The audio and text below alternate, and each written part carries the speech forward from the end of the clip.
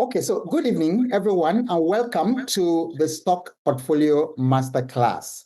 You're going to build, allocate, invest monthly, and then to rebalance your portfolio very, very confidently and calmly. My name is Ogbo Awoke Ogbo, and then I founded the Financial Fitness Challenge.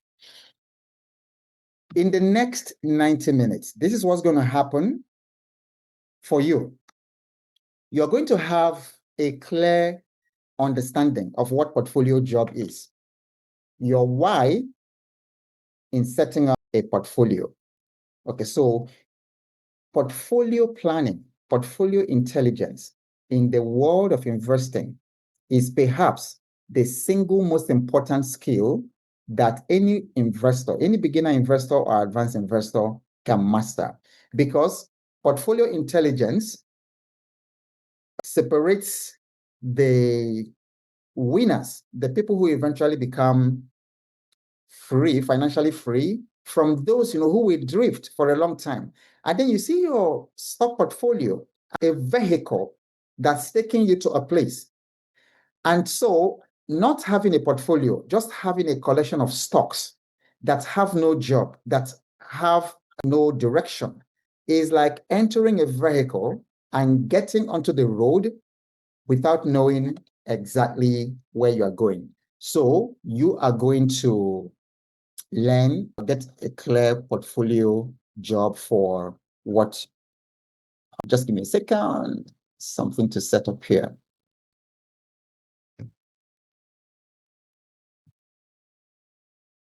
All right, just a second.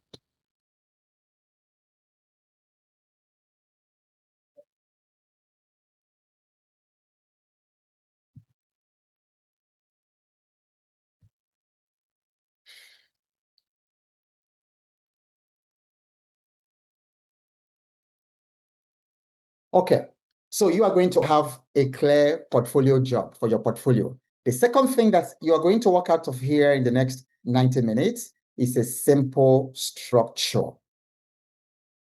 I always emphasize the need for systems, because I have found, after working with literally thousands of people and also small businesses and big businesses, that the number one reason, there are three major reasons that people in their 40s and 50s and 60s struggle financially. Three major reasons. And if we can deal with these three major reasons, we can eliminate financial stress in our 40s, in our 50s, because many of us started late. Many of us were not exposed to this kind of information early enough. So those of you who are in your 20s and 30s, you're actually very, very privileged and fortunate to be hearing this, because what I'm sharing with you tonight, we had no idea. I didn't even know in my 20s and my 30s, I didn't even know what the word stock market was or what portfolio. And so it doesn't matter if we're starting at 50 or 60 or even 70. We've had a 76-year-old woman in the Financial Fitness Challenge. And that is the spirit. You can turn everything around in your finances if you master these three things I've discovered in my work that has spanned over 20 years, nearly 20 years since I left Shell. Number one, people 35 years and above, people in their 40s and 50s and 60s struggle with money because of low financial literacy. And when it comes to money, the more you know, the better your decisions. The more you know about money and how money works, the better your financial decisions. It's also part of what we are doing here tonight, because you are going to leave this place with a lot of awareness, with your eyes open to possibilities and things you didn't even know were possible before. So low financial literacy is one reason people in the later part of their lives don't do well. The second reason that many of us in our 40s, 50s, 60s don't do well financially is that we do not participate in the financial markets. Like we are discussing financial markets today. And then for most of our lives, most people in their 50s and 60s, all they have known in their lives is the labor market.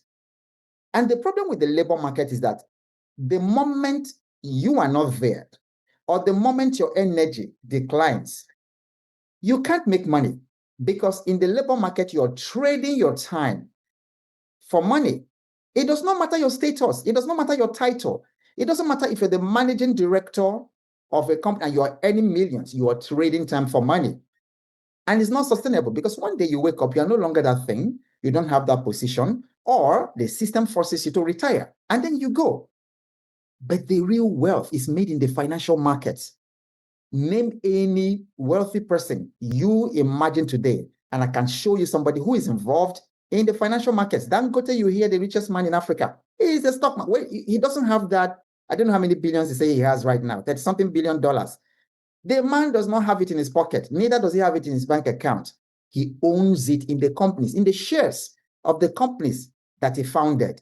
Elon Musk, Warren Buffett, everybody is in the financial markets. That's really where the big thing is. And so many people in the second half of their lives are not playing in the financial markets. That's why we struggle at that age. I meet people who are in their 50s. A 58-year-old man said he does not even know how to spell the stock market. He doesn't have one single asset in the stock market. That's not good. The third reason that people in the later part of their lives struggle with money and that they've never mastered money in 60 years of their lives is because they do not have systems and structures for their wealth. The wealthy people create systems, they create structures. Money loves structure. Money hates chaos. You build structure and then you succeed. Now, I emphasize this because the second thing you're going to live with here is that structure.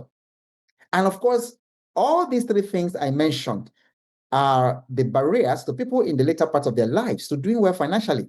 They are covered in this workshop, all of them. You are going to improve your financial literacy. You are going to deepen your participation in the financial markets. And then you are going to walk out of this place with a system that you can start implementing January 1, 2026, or whenever you are watching this replay. So the third thing that you'll also walk out of here with is a one-page portfolio map that you can reuse for the rest of 2026, 2027, 2028. This is timeless.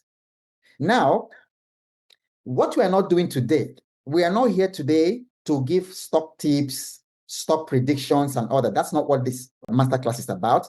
We are not here to talk about quick wins or to copy somebody else's trading portfolio. No. We are building a decision system, and I need you to underline that.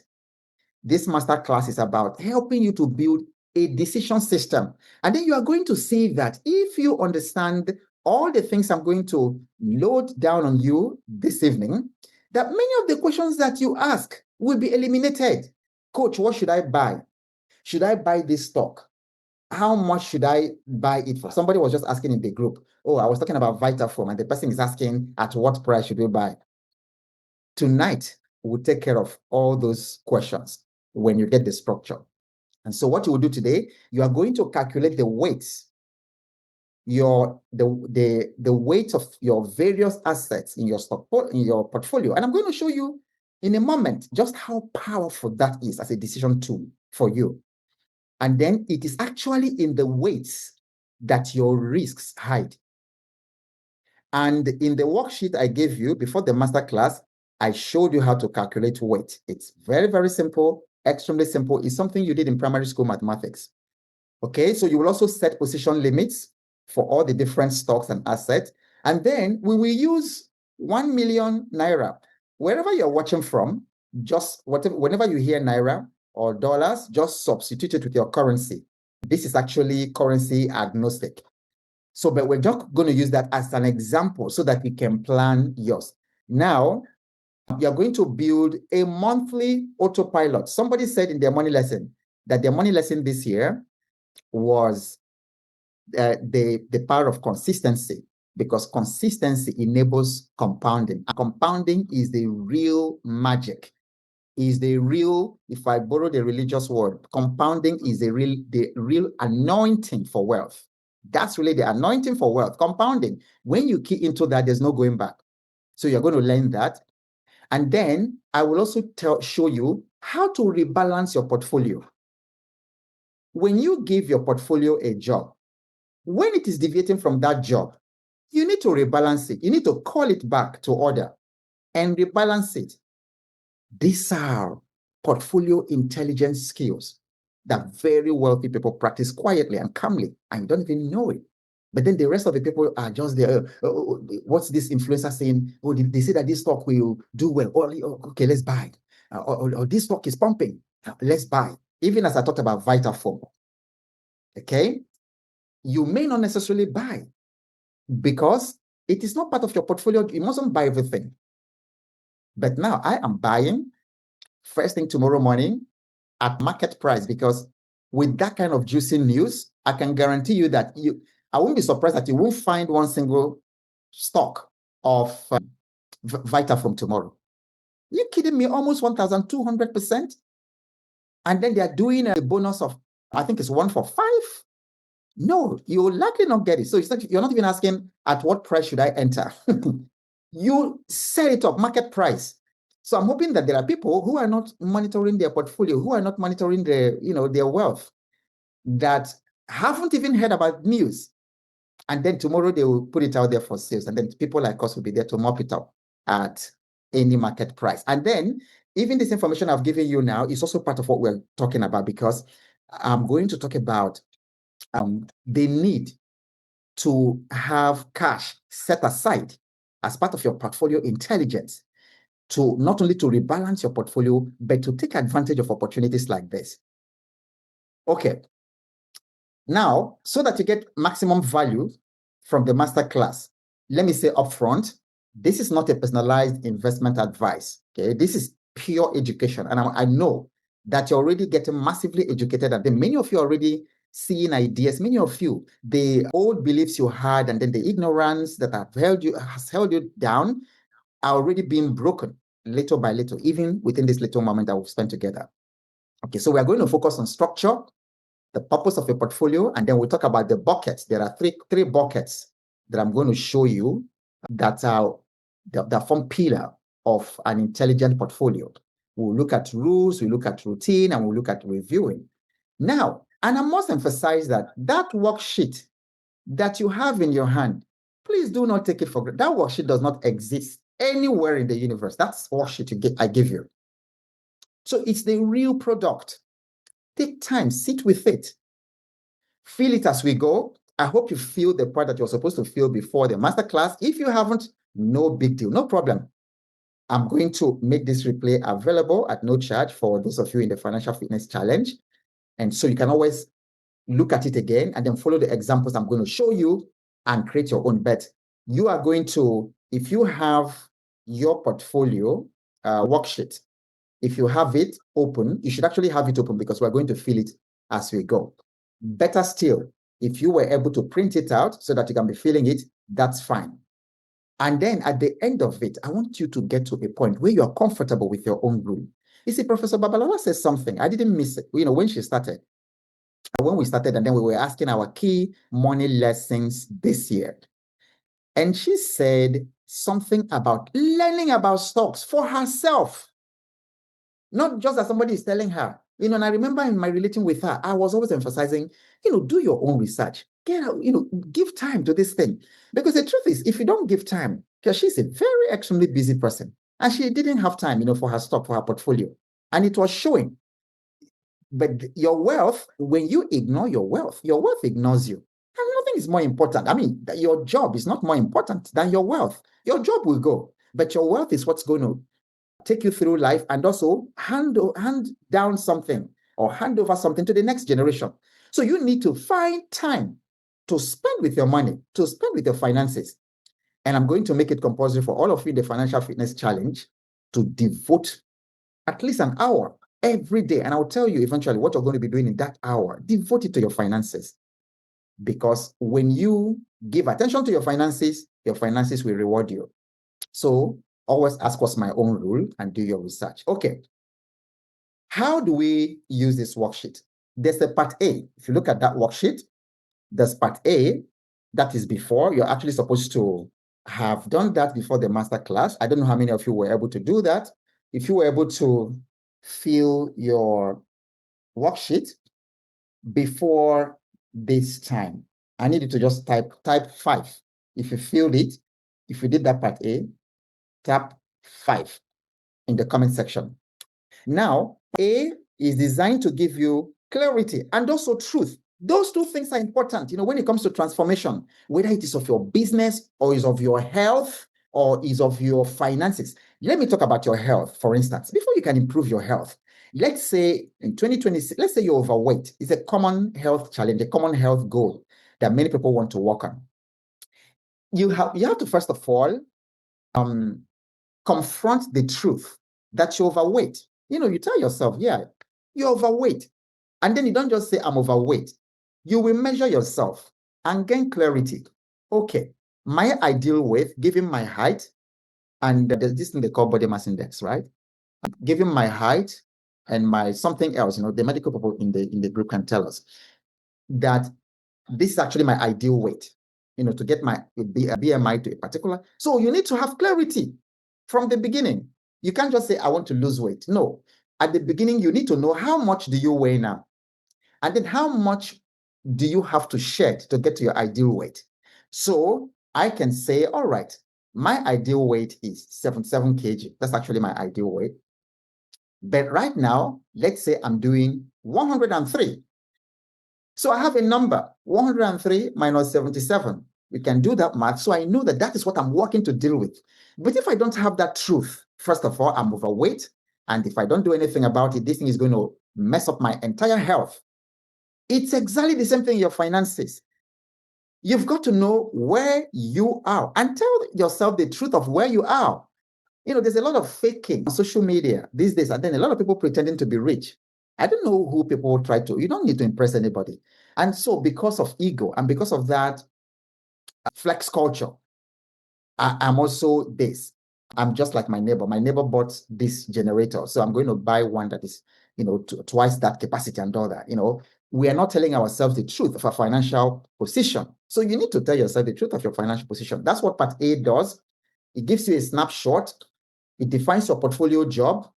Then it gives you an inventory of your existing assets. And then you also begin to have some clarity around your hidden risks. I got a chance to interact with one person who did the worksheet, and I was asking what insight, because you gain a lot of insight doing that. Part B is the one you are going to do live. We're going to talk about the bucket. We're going to talk about position limits. There are two kinds of position limits, the sector's position limit, and then the individual stock position limit. We're also going to look at, if we have 100 Naira as a case, as an example, 1 million Naira, how are we going to allocate them to the three buckets? And then how do we build our stocks into a monthly autopilot? The final part, you're going to define your targets, 2026, your rules, and then how you're going to be reviewing this portfolio. And you'll get a chance to know your confidence score. All right. Now, if you fill the worksheet well, I am telling you, you will never need to beg anybody to tell you what is the next stock to buy. Okay. But the reason I do it is that many of you are beginner investors and all that. But at some point, you need to be able to. So, because what I'm telling you now is advanced investment skill. This is advanced. This is not even intermediate investing skills. And when you master it, it will eliminate many of those basic questions that you ask around stocks. Now, so what I'm going to do is to summarize the entire masterclass by giving you my own example from one of my portfolios. I have a portfolio strategy. I have two major stockbrokers I use. I use 4 stockbrokers. One, I used to buy stocks that I never share, I never sell or anything. So with that stockbroker, there's never a sale. Anytime I open that stockbroking app, is to BUY. I never open it to sell, except if there was a case in the year where I did something opportunistic and it worked. What I did was I saw Universal Insurance at 61 Naira sometime in the year.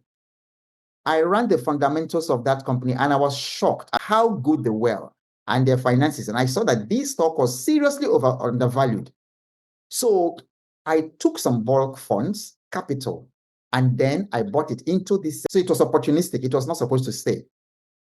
And then that stock went, in a period of 3 months, it went from it went from 61 kobo to 1 naira 15 kobo. And I sold.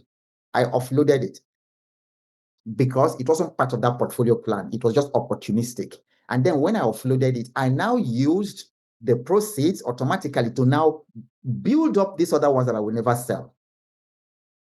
So I have another portfolio that is a growth portfolio. That's where I buy penny stocks. I accumulate millions and millions and millions of units of penny stocks. It's very risky. They can do extremely well. These are the kind of stocks that go from 3 naira to 51 naira, like overnight. So I have that. So now I've taken one of those portfolios to illustrate what we are doing in this masterclass tonight. Now you see, this is how to calculate your weight, the weight of each stocks. Some of your stockbroking apps already do it for you automatically. They show you your holding and then they show you. So the weight is basically the percentage of your overall holdings of that particular stock. So what this is showing here is that in this particular portfolio, our RADL is 19.87%. It's almost 20% of this portfolio. So 1/5 of the value. And then you can see there's a whole lot of intelligence. When you do the weighting, you can see even from what you're seeing here that the banking sector is over represented here.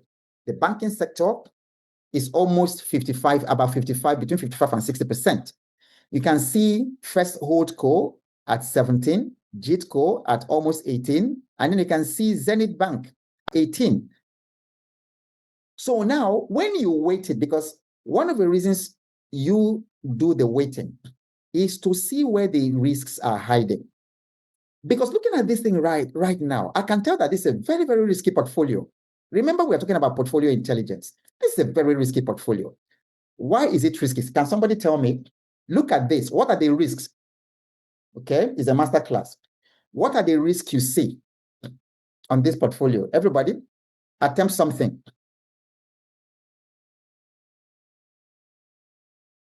Quickly. Type in the comment section. What risks do you see looking at this portfolio? Concentration risk. Absolutely. Concentration on which of the sectors? IK. Right. Okay. So Ola says the risk is that the stocks are more concentrated on banks. Absolutely. Yeah. Tosin also identified it. It's heavily reliant on the banking sector. Felicia also identified that concentration risk for absolutely. It's one-sided. Okay. So that's a big thing. So you see what that already shows you, because even though those stocks are are good stocks, premium stocks, excellent stocks, but portfolio intelligence says that you don't want to do concentration risk. Now, because of that identification, this is what I now plan to do in 2026. So this is my portfolio plan for this particular one in 2026. What do you notice in this new plan? Anybody? Quickly. Yes, Alex says banking is overweight. I like it. I like it. I like the way you put it. All right. So what do you see? What have I done in this 2026 portfolio plan? What have I done? What do you see there? You see, we are discussing the portfolio intelligence. Absolutely. So Tosin says rebalancing. What details do you see? Tell me about the details you're seeing. Yeah. So what I've done is rebalancing. Yeah. Okay. So Ola says reinvestment. Okay. Now banking is actually more than 30%, but it has at least reduced, because the other thing you don't want to do is to, when you are rebalancing, you also don't want to put shock in the system. So banking has reduced from 50 something to Zenith now is 10. Zenith was 18. So Zenith is 10 plus JITCO, which is 15. That's 25 plus First Holdco. So it has come down to 40. Very deliberate. Aha. Now, Omunate says you've built up telecom and agro sectors. Fantastic. Fantastic. Do you know why? This rebalancing that you see in 2026 was not just done like somebody pulling rabbit, from a hat. It actually follows a structure. It actually follows a research. You can notice that Dangote Cement went from only 1% of my portfolio to 10%. There's a reason for that. There are policies that will make this company to explode in 2026. There are capital projects, and then there are some kinds of government policy shifts that's favoring the use of cement and cement products to do roads in place of asphalt. Do you know what that means? With all the road construction going on, then of course there's the explosion of real estate, and then the government is building all kinds of things in different places and all that. And this guy, Dangote Cement, is dominant. So you see, this thing, that's what's called portfolio intelligence. So in 2026, I do not want to keep it at 1.27. I want to get it up to 10. Then remember, there's a fantastic thing about rebalancing. There's a fantastic thing about rebalancing. Rebalancing does not mean that I'm even going to touch the current holdings in each of these stocks. It doesn't mean that anything I have right now, just because I'm taking Zenith Bank from 18.49 to 10, it doesn't mean that I'm going to sell. That's not what rebalancing. Rebalancing doesn't necessarily mean you have to sell something to buy. That's a misconception. That's one way. But because of the job given this portfolio, if it has a different job, I can do that. I can sell, buy. But the job of this one is never to be sold. These ones are for dividends, and these ones are for legacy, something to be passed on. Because of that, now my plan is, now that I have the rebalancing, how do I implement it in 2026? So what I plan to do is to introduce new money, not to sell. Are you getting my point? So rebalancing is not always to sell and buy another one. Rebalancing is also introducing new money. And because of the job of the portfolio, you can decide to sell and rebalance or just introduce new money. Okay, so I said next year, for this particular portfolio, my target is 10 million naira every month, to invest 10 million naira every month. That means that is going to be, I expect to invest 120 million every in the year in this particular portfolio. What does that mean? It means, therefore, that RRDL, which is at the 15% in RRDL, means I'm going to do 18 million. This is beautiful. You see, portfolio intelligence. So when I have this, I'm not going to be asking, oh, what should I buy? How many should I buy? No, I have already fixed it. So this becomes my rule. This becomes my control panel for my investing. Okay, is somebody following this? Type 2 in the comment section if you are getting it. So now that means too that next year, to implement this thing, I'm talking about Dangote Cement, it means that I have to target 12 million next year on Dangote. So I no longer need to do a trial by error. I know that 2026, this is my portfolio plan. This is powerful. So I don't need to ask anybody, what should I buy? How much of it should I buy? Because I've handled that here. Isn't this beautiful? Okay. So even if you don't get anything else and you are able to do this, that is enough for tonight. Okay. So I can see two. All right. Excellent. Thank you for following me. All right. So now let's talk about why people keep feeling, some bit of confusion when it comes to planning their portfolio. I want to say that owning many stocks does not imply that you have a portfolio. That's not its implication. And then there are 3 major symptoms to show that you don't have a portfolio, that what you have is a collection. First symptom is that you'll be guessing, how much should I buy? Because it does not matter. Now that I have my portfolio plan for 20, it does not matter. Also, because this portfolio, the job for this portfolio is you are not going to be sold. You are going to fund my lifestyle, and then you are also going to fund major projects, from the dividends, and then you're also going to be passed down, to my children's children. So it's not a how much should I buy question. And it's not, which one should I prioritize? Because right now I know how much goes into, and then by the time I do my 12 million on Dangote, it can rest. And then the amazing thing about this, again, is that I know that buying opportunities will be different in different parts of the year. There might be something that happens. Maybe, for instance, Dangote just finishes paying dividends. So they mark down the share price. And it's a different timing from when Aradel will do their own. So I already know. So if I have the 12 million for Dangote at that time, the 10 million for that month that I'm investing every month, then I know that it's not Aradel, because I already know portfolio intelligence that Dangote is going to pay. I'm just giving an example of the date. Dangote is going to pay his dividend by June 15. So ahead of time, I know that the 10 million for June will be targeting Dangote the very day that they pay, and then the very day that they mark down the price of Dangote. Then I can do my buying then.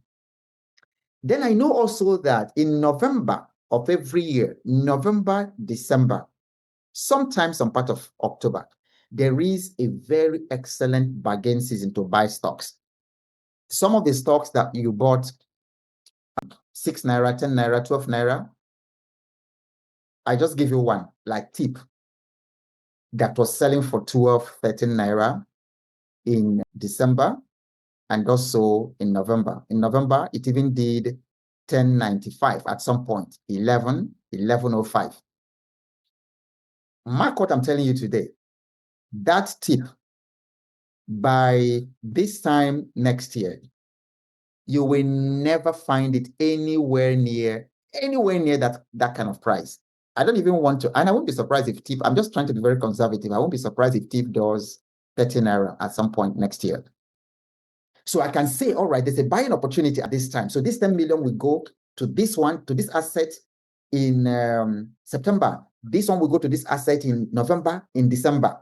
That's what makes it really, really powerful. Symptom number 2, you just do random monthly buying. But like I've explained to you, if you have a portfolio, not just owning many stocks, your buying will be random. One of the biggest mistakes that new investors make is that they have too many stocks in their portfolio. I know people who have a portfolio of like 1 point something million or 2 million, and they have like 20 stocks spread across 1 million naira. And then here you have 50 something shares of UBA. You have 103 of GT Bank. Then you have 23 shares of UAC. No, that's not portfolio intelligence. You're spread too thin. Okay. And so because of that, every new month is new confusion. So sometimes, they bought tip. Some people bought tip earlier this year when tip was even like 2 naira. And then you had 2 million naira. Do you imagine what if you had used that 2 million naira for that month to buy 1 million units of tip? Do you know where you're going to be today? You're going to be 12 million naira. Was that correct? Or even more? Yeah. You're going to be 12 million naira, like 10 million naira richer. Tip made people very, very wealthy this year. But then imagine that you took that 2 million and then you 100,000 on this one, 50,000 on, by the time you split the 2 million naira into 20 stocks, you will never make 12 million that you would have made if you concentrated it on, so because your portfolio will just be drifting even when you don't know it.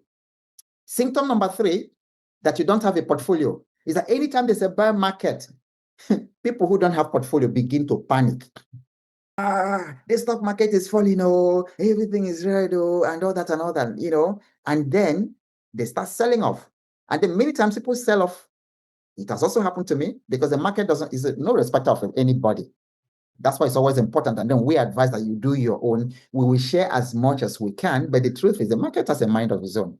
Yeah, because I remember selling a stock I had held for over 1 year. It did not move. I sold it late last year. And then that stock, as I'm talking to you, has doubled. and still growing today. And I had a significant number of units of that stock. So you panic in red markets and you keep checking prices, and then you're having high blood pressure.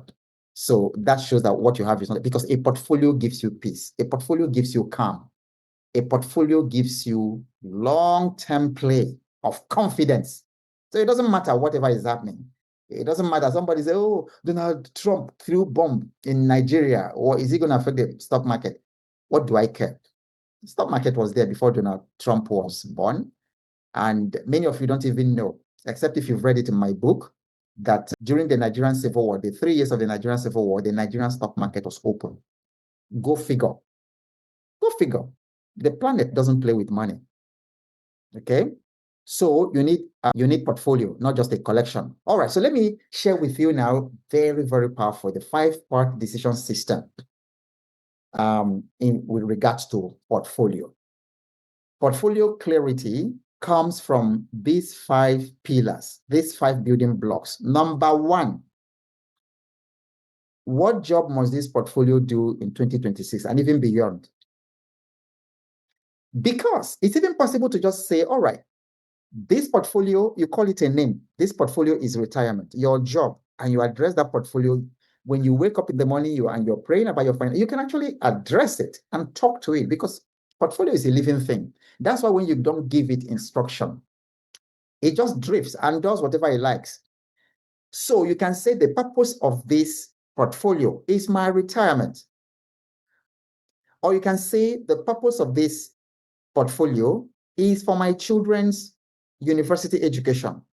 And your children might just be under 7 years old. 3 of them might just be 7 years old. And then you say this portfolio, by the time that they are grown and old enough to go to the university, this portfolio will take care of it. That's how and when you give portfolio assignment, it doesn't give excuses.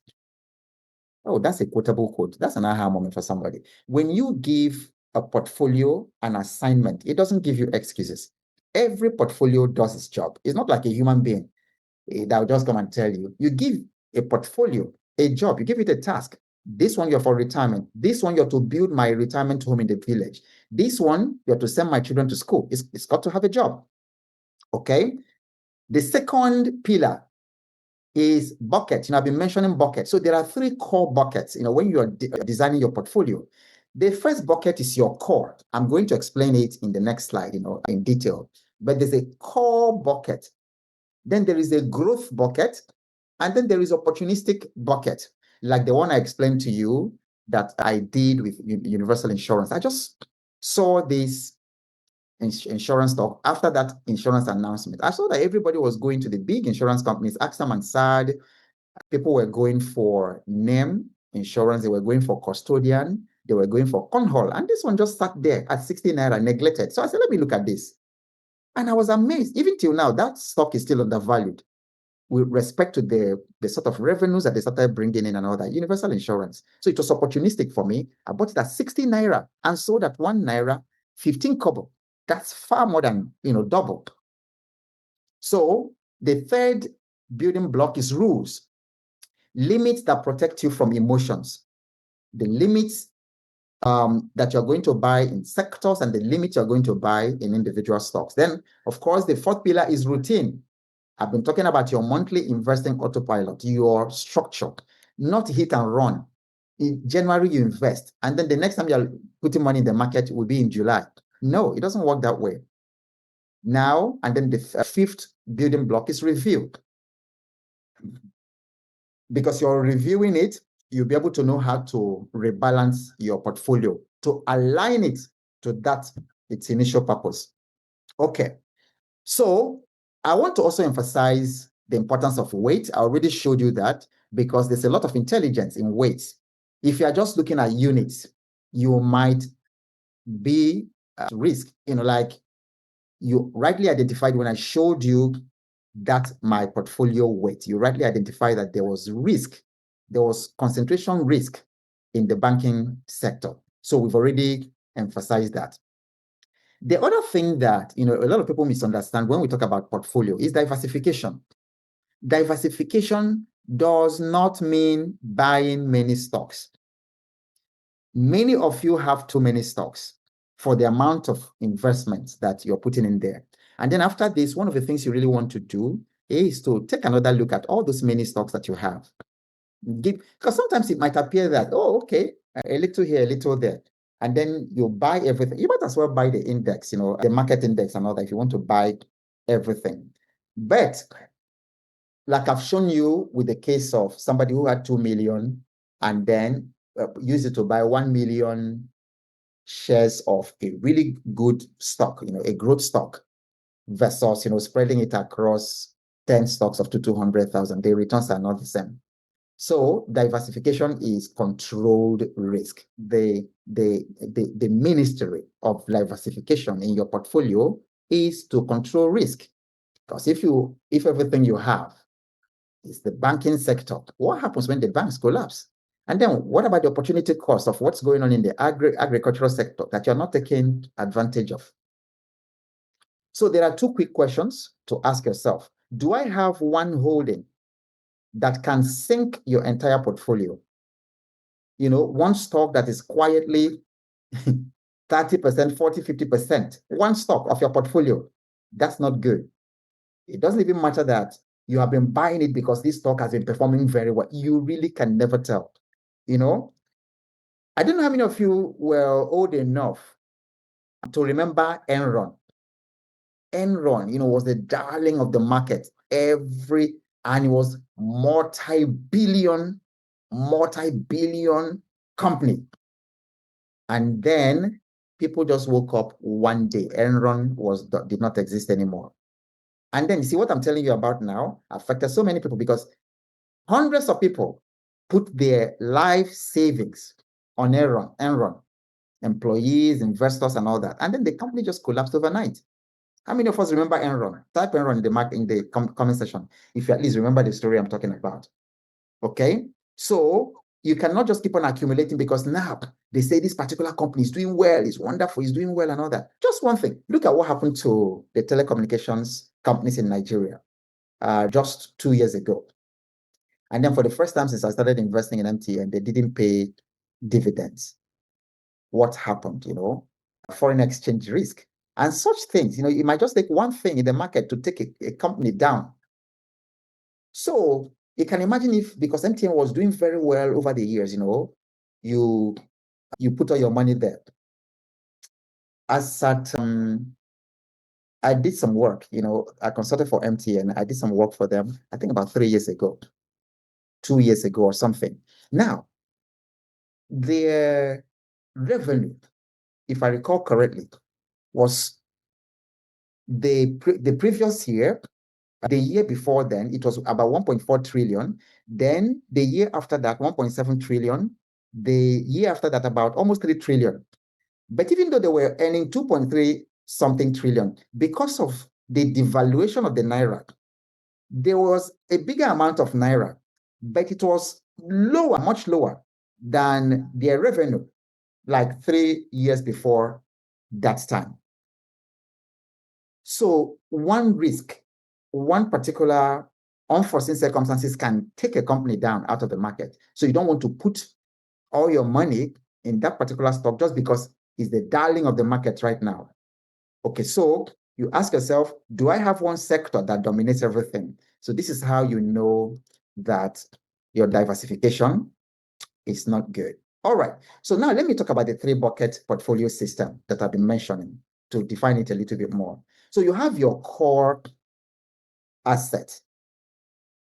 These are your strongest, most trusted stocks that you're holding, companies that you can bank on.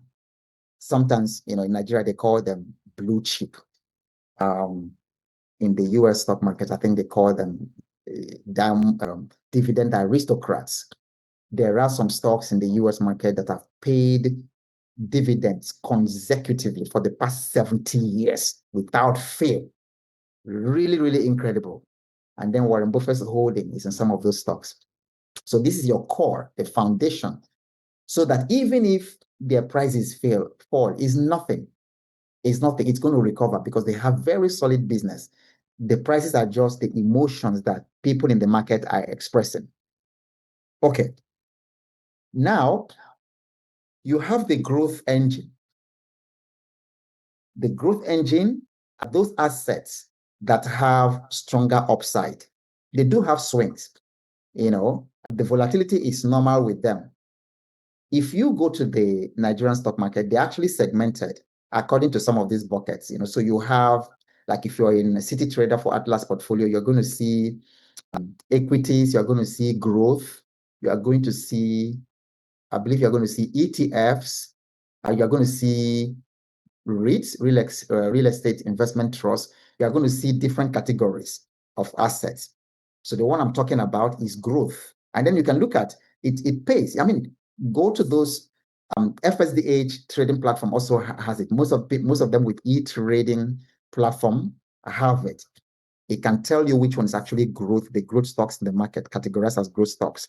So that's a good one. That's an engine. Then the opportunistic bucket is usually recommended that it should be a small slice, especially for older investors, but for younger people who want to take risk, or for older people like us, who still love to risk, sometimes opportunistic can be amazing, because you jump into one opportunistic stock, you can make money in one transaction, in one opportunity stock that you haven't made in 5 years or 10 years, if you know what I mean. But then if it punishes you, you are going to crash. I mean, if it does badly, it will do really badly. But if it does well, it rewards you. Is there anything like too well? Okay. So what you can do is position sizing. Very important decision, position sizing. Now, you can say, give yourself some guardrails, some simple rules to say that for a single stock, that the maximum I can hold of one single stock. So these are just suggestions. You can adjust as necessary, because some of us have different appetites for risk. So you can say 8 to 5% for one. Then when it comes to sectors like banking, agriculture, manufacturing, oil and gas, you can say maximum 20 to 30%. And then for opportunistic bucket, 0 to 10%. 0 means you might decide, no. At this level, I think I'm just good going with the core bucket. I don't want to have any, high pressure. Cash buffer, I put it as an option out there, but it is indeed important. I want you to actually consider to always have cash available to take advantage of opportunities. For instance, the Dangote refinery is expected to list in the market in 2026. And if he does that, if Dangote refinery lists, that would be one of the most significant milestones in the Nigerian stock market. Because in fact, what that listing alone will do to the market capitalization is better experienced than imagined. And then you don't want to miss out on something like that. And then the opportunity will not wait for you. We don't know when they're going to list, but if they say April, because the most painful thing for an investor is to see an opportunity and not have the cash to take advantage of it. Like as I tell you now, there is this opportunity because of that information on Vital from tomorrow. I want all of you to check it out. Even if you're not buying, check out what I've told you tomorrow. Go to InfoWare, or go to Stock Bubbles, or go to Vitafoam is going to do a full 10% tomorrow, and it may not be available. But imagine that it's actually available and that you could load up and you don't have the cash. So it's always important to have a cash buffer. And then if you look at your trading platform, some of your trading platforms will show you how much cash you have. It will show you this second slice and show you how much cash you have, how much real estate investment trust you have, how much equities, how much money market funds and things like that. So it's always nice to have that slice for cash, or to have some instruments that are very liquid that you can liquidate to take advantage of programs like that. Okay, so we are going to look at your portfolio worksheet, the second part. So we're going to look at that right now. So if everybody goes there, so we can get a chance to demonstrate the things that we've been learning. Okay, so if you open your worksheet,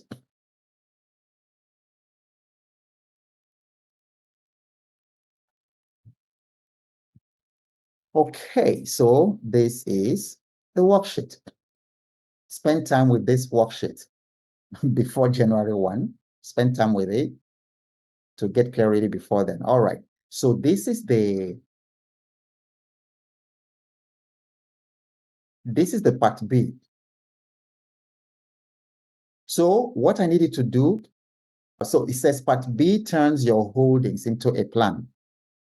Remember we said that just accumulating stocks, here and there, it doesn't necessarily constitute having a portfolio. So this section will help you to turn your holdings into a plan, build your buckets, your rules, your lump sum plan, and your monthly system. This thing is important. Spend time with it. I'm not sure why our people are not too good, with sitting down to plan. Many people just prefer to go, go, go. And then when they see a worksheet, they just look over it and go. But you don't really know that the discipline of sitting down with a worksheet that someone has spent literally hundreds of hours brewing this thing to make sure that the things that you're being taught are not just theory, that you actually implement it. So the least you can do is spend time with it. Okay. So you have this first column, number 6 is the bucket. What is it for? You type it here. The target, you put it there. Maximum single holding, bad market rule. Okay. So what I have done is that for each of these forms, I have given you some examples to guide you, just to give you some ideas. So don't copy the things I shared here. So I can say for this bucket, what is this bucket for? I can say, for instance, my retirement, or this one says strong, stable positions. That's good. Use your own words, use whatever. And then people typically target 60% for the core, your core asset, your core holding, because that's the one that market sentiments don't shake that often. So you really want to give it some weight. And then you say, in the core bucket, which has 60%, what is the maximum holding? In other words, if my core is 60% and then my core has three stocks. Let's say my core has First Bank, it has Presco, and then it has Aradel. Those three. This one is saying what's going to be the maximum holding of each of them. So I can say 12%. Okay. And then bad market rule. I keep adding monthly if fundamentals are fine. So if the fundamentals are okay, and then the market is bad, there's a bear market, or there's some negative news and all that affecting the market, I will keep adding monthly. So I do the same thing for growth. So I need you to put your own percentages here. Now, I say higher growth potential. And then I might say that my own growth portfolio, that the purpose is to fund the core, to strengthen the core. Or my purpose in my growth bucket is also to possibly find candidates that can enter the core. Because the stocks I have in my growth bucket right now are not the core. But I'm also saying that it is possible, not just higher growth potential, but it's possible to migrate some of them that are really doing very well. There's an African proverb that when a child washes his hands very well, that he joins the elders. So if any of these stocks here, I observe them, my growth stocks, I typically hold them 3 to 5 years. So that's where I have stocks like Qtix, I have stocks like Charms or Charm. I have stocks like Consolidated Hallmark. I have stocks like TEEP. So those are growth stocks. Some of them I have their UPDC REIT. I already gave you people these stocks, in the Financial Fitness Challenge. Now, that is for that. Then opportunistic. I can say high upside, strict control. I can say exercise my risk appetite or something. And then when something does well in opportunistic, I can migrate it to growth and then migrate it to core. But I hardly do opportunistic and migrate it straight to core. And then I give it all these percentages. So that's what you do there. And this is where you set your portfolio rules. Maximum single stock limit, which I've explained. And then there is all these examples. Okay. Maximum number of holdings that you can have. You put it there. Okay. New stock rule. When can I add a new stock? Design your rules and follow them, because this is what's going to save you from the emotions and then from the turbulences of the market. Okay. Do nothing rule. When do I intentionally do nothing? Because it is not every day you should be in the market, and it's not every trend that you should trade. So you can say, if prices move but fundamentals are fine, I do nothing. Set your own rules. That's how you do your portfolio intelligence. Now, if you have 1 million naira, it could be 10 million, it could be 1 billion. You turn what should I buy into a confident plan. How do you do it? Two things you do. Two things you do. The first thing you do, actually, let's go back to the presentation so that I can give you some, show you some better graphics. Because many of you ask for allocation. It's very common to say, oh boy, I have 20 million naira. If I have 20 million naira, how many of you have actually heard or asked that question yourself? If I have 20 million naira now, what should I do with it? I hear it all the time. And I am very certain that after this, you will not ask those questions again if you actually go through this worksheet and then set it up. Okay. So people are always saying, no, I have 20 million naira to invest. What should I buy? You won't ask that question if you master portfolio intelligence. Okay. All right. So continue to share. So that is how the position sizing works. So I was talking about, if you have 1 million naira, you have 20 million naira, you have $50,000, you live in the US, you want to put $50,000 in the Nigerian market. This is for you. This slide is for you. Number one, decide your bucket amount. Always have those three buckets in mind. There is the core, there is the growth, and then there is opportunistic. If you now decide your bucket amounts based on the weight you already defined in the previous exercise, then that 1 million naira means that your core is going to go 60% will become 600,000 naira. That's where you're going to put the core, because the core is the foundation of your wealth. It's called the core because it's hard to shake. Even if everything else fails, the core will always be there. There are companies that it doesn't matter how much the market fails, they will still be there. And many times it's because they are well positioned in the three core primary industries, namely health, wealth, and relationships. Or the subsectors or subdomain of those three industries. Their products have become part of the culture.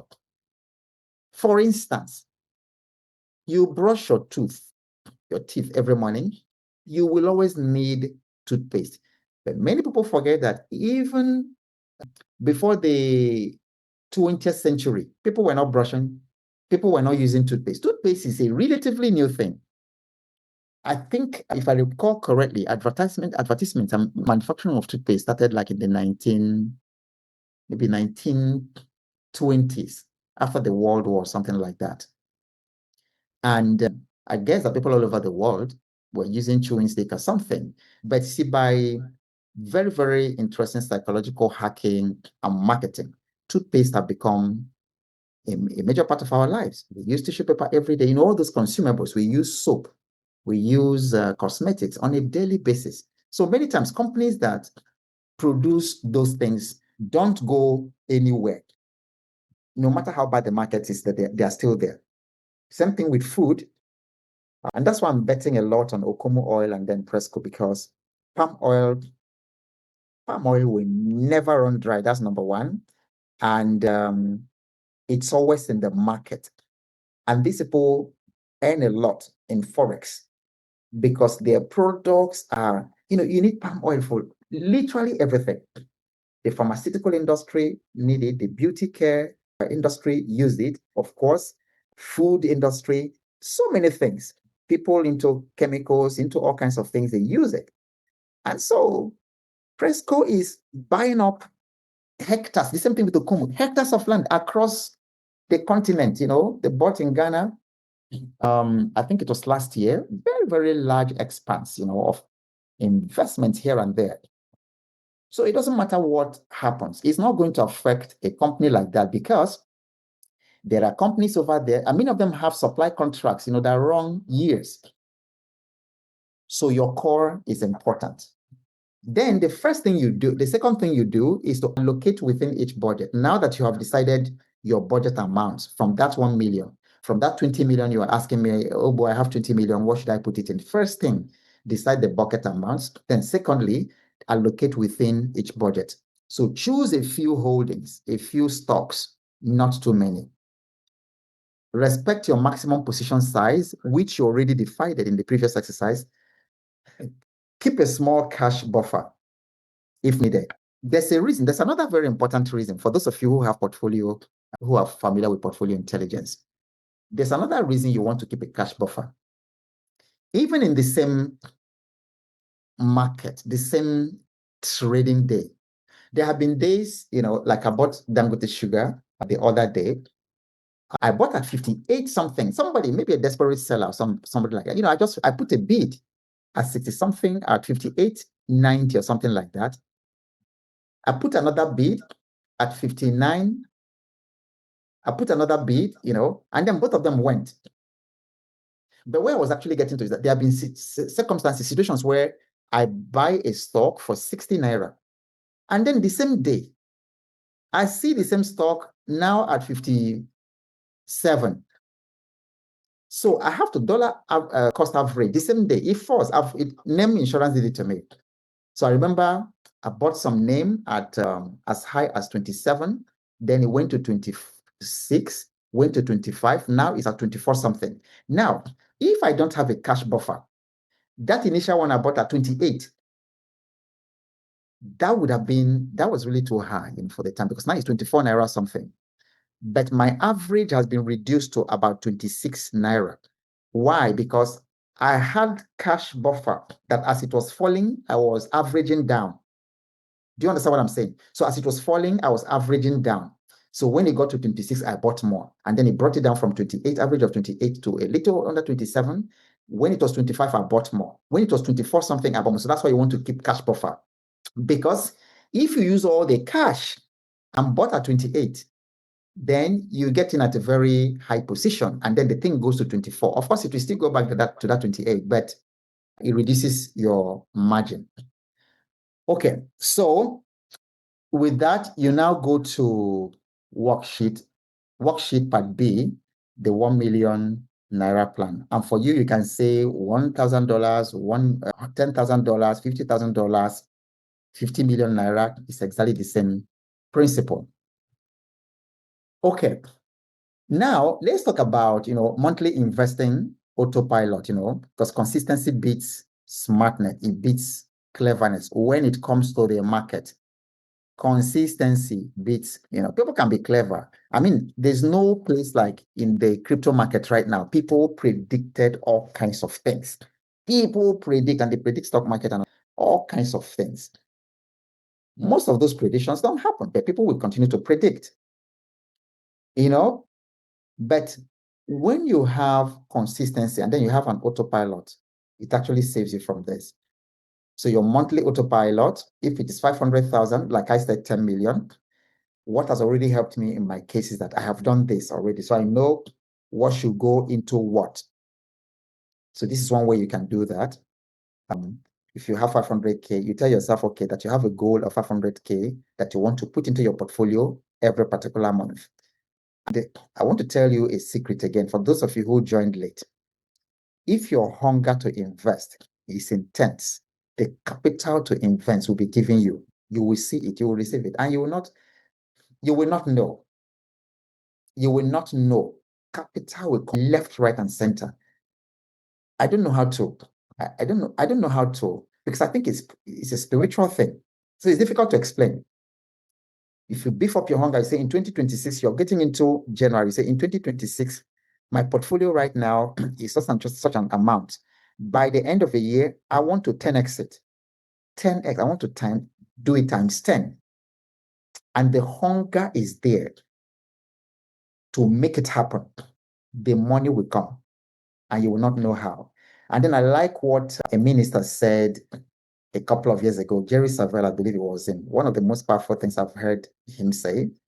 He said that God has more ways to provide for you than you can figure out in 1,000 years. Think about that. When you list the ways that you capital flows into your heart, you probably list, okay, your job, your dividends, maybe you have a house, you get rent and things like that. And by the time you count 5 or 6, you're exhausted. But he said who except God, could have imagined a raven, a bird feeding somebody, a bird bringing food. Who would have imagined 5,000 people eating 2 fish and 5 loaves of bread? So set your desire very high, make it very hot, and set your expectations very high, and trust God that by this time next year, your portfolio would have gone at least 10x. Everyone in the Financial Fitness Challenge should aim for 10x. I won't talk to you if you set your goal and is anything less than 10x. If your portfolio is 10 million right now, aim for 100 million. It's non-negotiable. Minimum. That's what I want all of you in the Financial Fitness Challenge to do. Follow me. Do what I do. Okay, so follow me. It's been done, and then you can do it. Rebalancing, I look at it as a portfolio housekeeping, simple portfolio housekeeping. And I've told you already and also demonstrate how you can do your rebalancing. So you can use the rules that you have set to do your rebalancing. Don't just rebalance for the sake of rebalancing, but that's something you do, you review occasionally, and then you rebalance. And let me say something bonus. Commercial paper. Some of you have asked me, what is commercial paper? And then sometimes commercial papers have been published in the course of the year, and many of you were asking, should we buy and all that? So commercial paper is a type of fixed income. It's basically companies deciding to raise funds, to raise capital. It could be for their payroll or for something. And then they want to raise it from the market instead of going to the bank because it's cheaper for them. And then in return for lending them your money, they pay you interest. And it's usually for a short period of time, not normally more than 9 months. It could be 90 days, it could be 9 months. So fixed income does 3 things. One is cash available when opportunity shows up. Because the good thing is some of these fixed income assets are highly liquid. Some of them you can liquidate within same day or the next day. And then some of the government bonds are also traded in the stock market. Now, Nigerian stock market, for instance, does T+2. So it's liquid. And then I think someone has told me about some Zenith fund. I forget what it's called, but IBTs also has their own fund that you can literally access it the same day. So you have cash that's available for emergency or to take advantage of opportunity when it shows up. The other thing that fixed income does for you is stability. So it reduces total portfolio swings because fixed income is more predictable, it's less risky, it's less volatile. If you buy the federal government savings bond, which is usually floated, available every month at a fixed percentage, they say, okay, they will pay you 15%, or they pay you 14%. It is fixed. That money will be paid you. You don't need to do anything about it. And then I think it's quarterly that they pay. And then you can also look at it as opportunity fund, dry powder for rebalancing, because when the market is down and people are afraid, sometimes that's a very perfect time to move into the market and get some great assets. In other words, before you cancel your commercial paper, ask yourself, what job is he doing right now? Do I already have an emergency fund? If stocks fall 20%, will I panic? Can I move gradually? Not all at once. And the worksheet that will help you to do that is the fixed income page. It's in part B. Okay, and then we get into the final part. It would be wonderful to have your portfolio, to have a one-page portfolio map, to have it as a map on one page.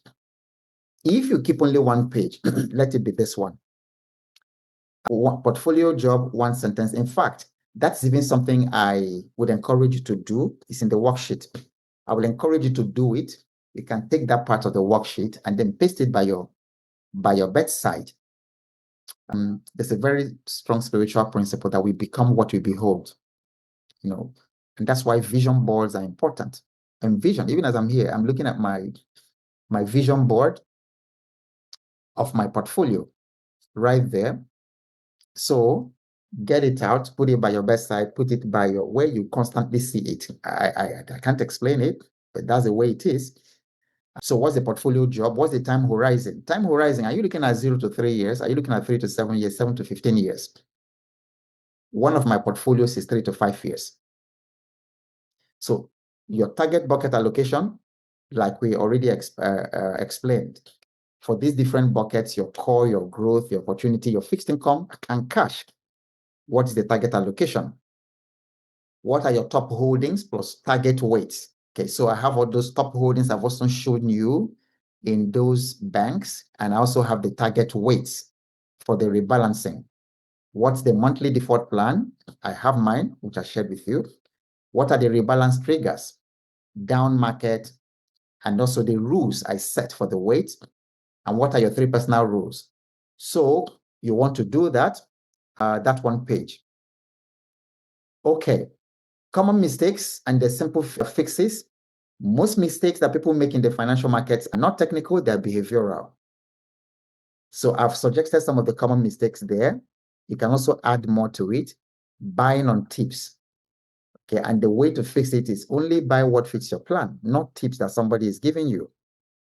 And that's why each time I give you a recommendation or provide you guidance, I always encourage you to do your own research. And then many times I limit you because I usually focus on recommending the things that I'm doing, the ones I'm putting into. But it might be different for you. It might be different for, even though it works, like it worked for many of you who did when I say. So you can use, my recommendations to kickstart your journey. But the real part is when you actually begin to write your own rules, to understand your own research. I've even showed you in this group.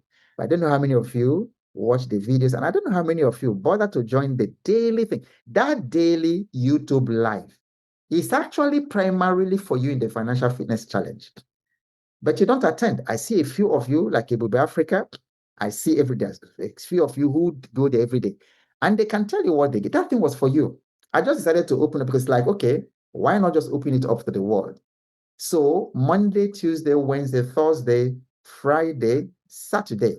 No, not Saturday. Mondays to Friday, 8 p.m. GMT +1. Every day, I'm out there giving common wisdom. Very, very practical. Take advantage of it. Okay? So these are some of the common mistakes. I've touched on some of them. Adding new stocks too often, oversizing one safe stock, selling in panic, not having cash buffer or cash plan that you can take advantage of. Okay. So you feel the exercises using all these things that we have talked about and then the examples that I have given you. Okay. And this will help you to start asking better questions. So instead of asking which stock should I buy, you should be asking which bucket is this? Which bucket is this? Look through the market. Is this core? Is it growth? Is it opportunistic? Number two, if I buy it, will it break my position limits? Will it scatter your rule? Will it misalign with the purpose, the goal, the purpose of the portfolio? Number three, if it drops 20 to 30%, what's my rule? What rule will be automatically triggered? Four, what would I stop buying to make room for this? If I'm planning to make Dangote refinery when it leaves one of my core, what should I stop buying to make room for it? Or the other question is, how do I add more capital? How do I earn more capital? Or how do I free existing capital that's tied up in inventories in my house and all that? How do I sell off things I don't need? To make those are the kind of questions that portfolio intelligence will force you to make. Okay, is this a review date decision or an impulse decision?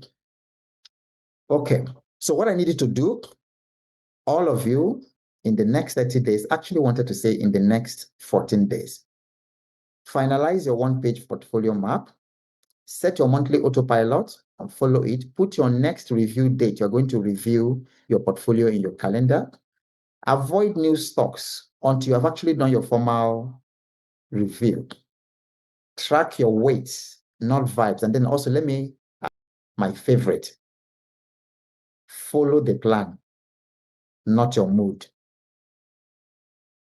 So if you want to succeed in investing in the financial markets and you want to build wealth in the financial markets, follow the plan, not the mood. And with that, we've come at exactly 90 minutes of our masterclass. So, what did you learn today and what are you going to do differently? So, this is a time for interaction. What did you learn today? What are you going to do differently? What question do you still have? So, we open it up right now. All right. So, you raise your hand and then I call you and then you mute and speak. The questions, aha moments, something you're going to act on. Surprising lessons today. If hands are raised, I'm not seeing them. Co-host, she can also help me to see if there's any hand raised. All right. Thank you, Felicia, for that thumbs up. Felicia, were you doing thumbs up or you're trying to raise your hands? Okay. Yeah. All right. FedEx. Yeah, you can unmute and then make your... Okay, yeah. Hi, I have learned today that acquiring so many stocks does not mean an effective and productive portfolio. Excellent. Excellent. Very good. And then sometimes actually anti-wealth. Very good. Thank you for that. All right, Paul.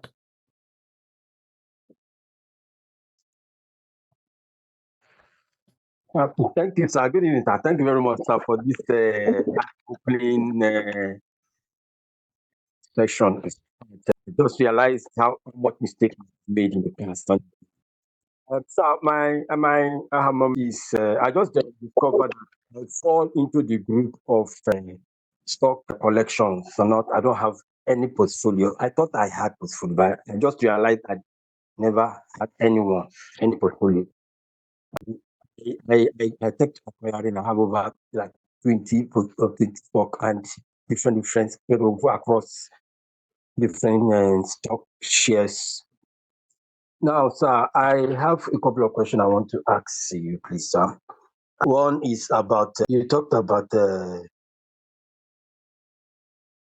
fundamentals. I want to ask, sir, how does one who has always been playing on the platform stock collection and not having a portfolio convert all the stock he has been buying into portfolio? Because too many stocks, from what I have learned this evening, too many stocks is not portfolio. Okay. How do I? All right, I get your question. That question is exactly what we just did in this masterclass. So what I will encourage you to do is complete your worksheet.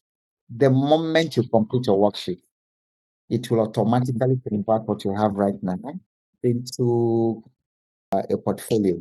So take a look at your worksheet, take a look at what you're currently holding, classify them into these three buckets: the core, the growth, and then the opportunistic.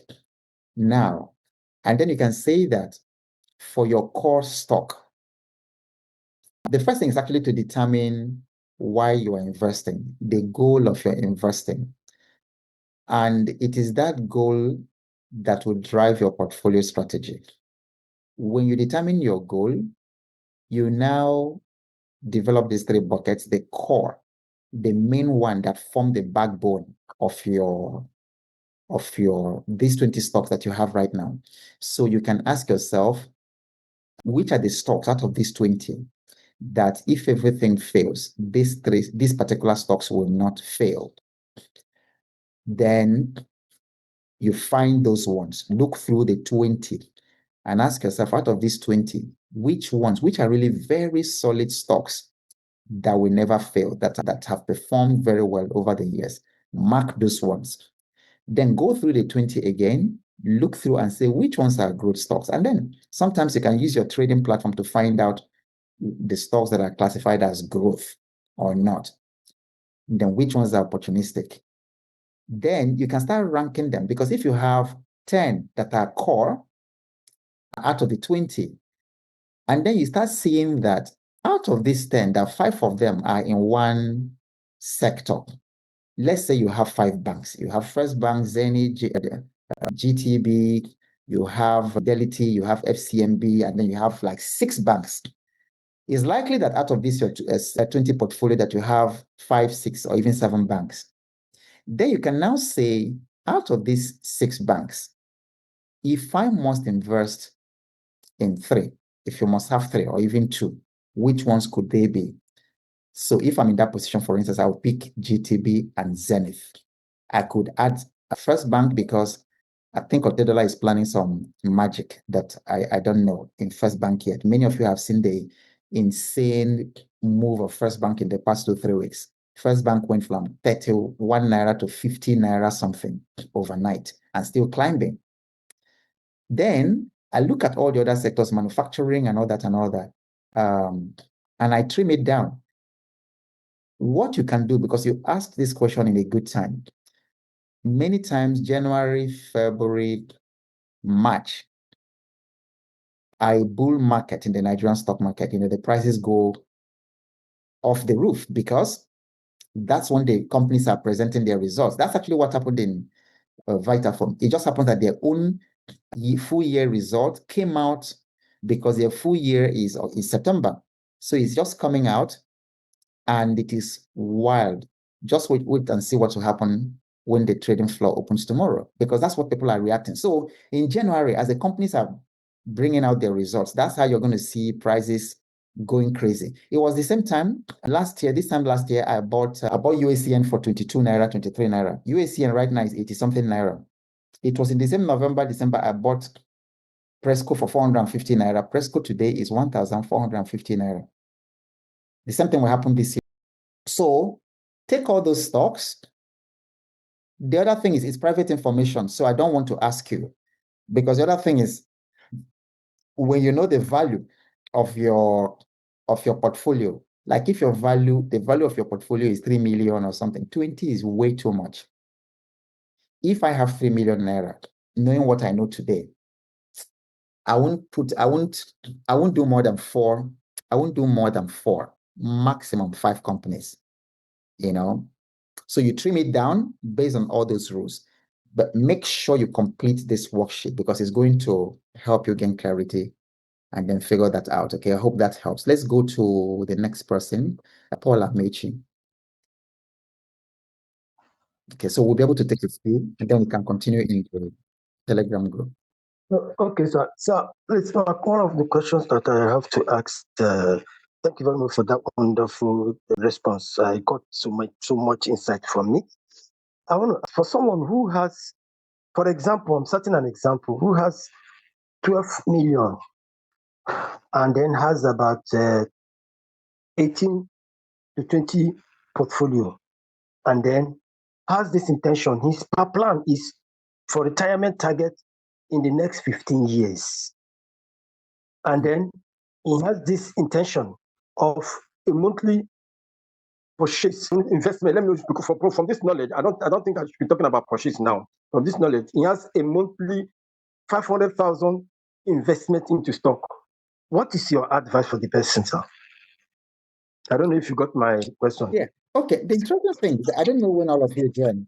If you notice, this very question was exactly what this masterclass. This very question was exactly what this masterclass was designed to answer. So what I will say to you again is, please go back to I'm sure you've not done the worksheet. That's why you are asking this question. When you actually sit down to do it, and then you put things in paper, you list all those 18 stocks, and then you weight them, you calculate their weights, and then you define a purpose for the portfolio. Because like you said now, you just mentioned retirement. So that's the purpose we are talking about.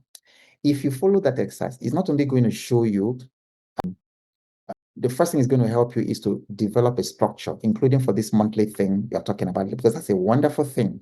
If you have that monthly reading and 500,000 naira every month. So first of all, create those buckets. Number two, that's exactly what we did today. Create the buckets, first of all, throw all the things you have right now into a bucket, because what you have right now is not a portfolio. What you have is a collection. Convert your collection to portfolio. How do you convert your collection to portfolio? Build the buckets. You can have 5 buckets since you're talking about retirement, or 4. So you have the core, you have the growth, you have the opportunistic, and then you have the money market. So it would be nice. You start buying some treasury bills if you can, some bonds and things like that. So because that's a very good hedge when you're talking about retirement. Then you now allocate. You say this 500,000 naira. How are you going to allocate it? So you might say, okay, for the core, because it is the core, I'm going to do 300 naira, 300,000. Now, if your core now has stocks like for me, if I'm in your position, I will make sure that Presco is in my core, because Presco is in my core, Aradel is in my core. So I say, all right, this 300,000 naira will go to the core. That's and now buy. And because you're doing for retirement, it means that your investment window is long. So it doesn't matter what the market price is today. You just buy, and then over time, you're actually dollar cost averaging.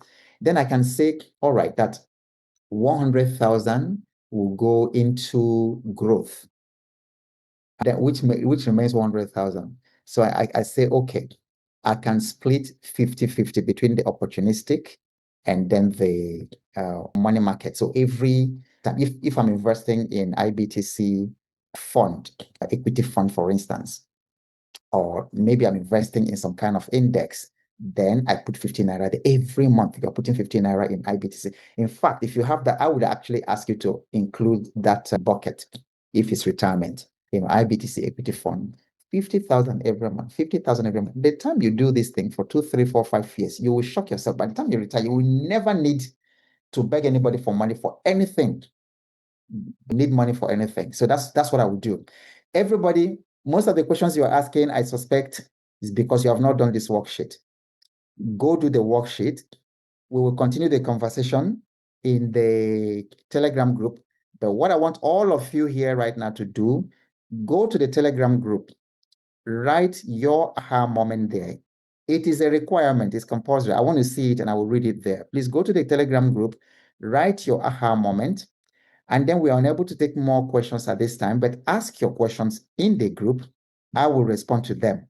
So I want to thank all of you for spending this time with me. And it is my deepest desire that I see all of you do extremely well in your finances, because when we do well in our finances, it makes us confident to pursue God's purpose for our life. Because remember, I always teach that the purpose of money is not to go out there and be doing money in our water on Facebook and then showing off your big cars and all that. That's money will punish you, when you do that, because that's not the purpose of money. God gives you this privilege and this worth, even of having this kind of mentorship for literally nothing. Because if you've worked with me or if your company has worked with me, you know what it is. Those who are consulting me one-on-one, 90 minutes is $500. But I'm available to you and teaching you all these things. And you yourself know that the quality of information I've given you literally free, for this evening is not there. So the least you can do for me is to do it, to practice it, become wealthy so that you can start solving problems in Africa. We have problems here. And then many of these problems, require money. There's all kinds of social problems. The kidnapping and the insecurity is because the youth, there's unemployment and nobody is helping them and the government doesn't care about them. But if you and I become really very wealthy, all of us in this financial field, I can come up one day and say, listen, let's do this thing for the youth in this continent, youth in South Africa, youth in Nigeria and Ghana. And then it's going to take us 50 billion. Now we're not going to be needing IMF because those people are using their money to enslave us in this part of the world. We're not going to be needing IMF or World Bank. And I just call 50 of you. We need 50 billion. Each person, 1 billion. That's my goal. Some of you don't know where I'm going and why I'm putting you together in this group. I need you to make the billions because we have work to do. And then I call all of you, Prof, I need 1 billion from you. FedEx, Chukwemeka, I need 1 billion from the 50 of you because you've made it and you have it. And this thing is not too difficult to do. It's not too difficult to do. My vision, my dream is that over the next 5 years that we'll have multi-billionaires in this group. So don't beat up yourself on how things are moving slowly in your finances. Now follow the process. Be patient. When I say do the work, do it. Most importantly, support yourselves because wealth is a team sport. If you know something or somebody is asking for help in the group, help. And I really want to thank those of you who have been rising to the occasion to help other people. Ask questions, answer the questions, help one another, provide opportunities for one another so that we can all grow this wealth and solve the problems in the world and not wait for America to come and give us, for US aid to come and treat diseases, to come and give us water, put borehole in parts of Africa. That's the reason I'm doing this. I'm not doing it because, it's like, how much is it that you're paying that will foot my bills? But that's the most that you can do for me. So I love you all. Type your aha moments in the Telegram session. I will read all of them. If you have questions, put it there.